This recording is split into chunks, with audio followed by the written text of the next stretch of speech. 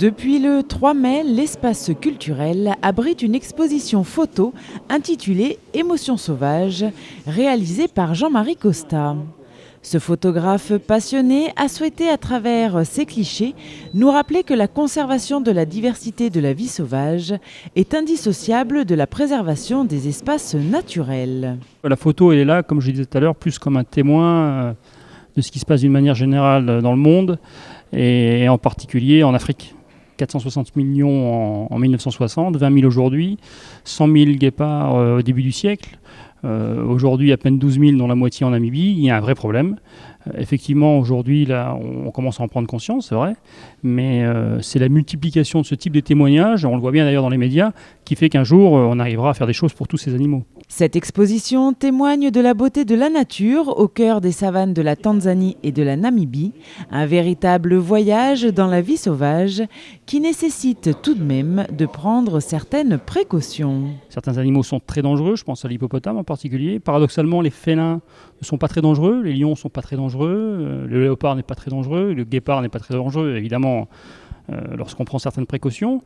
Par contre, il faut se méfier effectivement des buffles, il faut se méfier de l'hippopotame, il faut se méfier de l'éléphant, qui sont des animaux assez dangereux. Et qui fait que ce type de photo, évidemment, s'entoure d'un certain nombre de précautions et on ne peut pas faire n'importe comment. Depuis plus de 10 ans, Jean-Marie Costa se rend en Afrique pour prendre en photo ces animaux qui lui ont déjà laissé quelques souvenirs marquants et impérissables.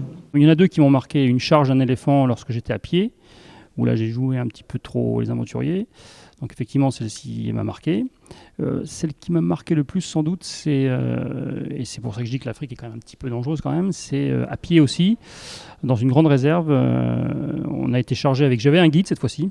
On a été chargé non pas par un animal important, mais par un mamba, donc qui est quand même un serpent pas très sympathique. Donc effectivement, là, s'il y a bien une chose qui m'a marqué, c'est ça. Déjà parce qu'il a fallu courir très vite, laisser tous les appareils photo et se réfugier dans la voiture. Mais bon, à côté de ça, mon guide m'a dit, en 15 ans, c'est la première fois qu'ils envoyaient un. Mais bon, voilà, donc celle-ci m'a marqué, effectivement. Mais ces prises de risques ont été sans danger et le résultat est là. De magnifiques photographies animalières venues tout droit du continent africain que vous pourrez découvrir jusqu'au 17 mai à l'espace culturel.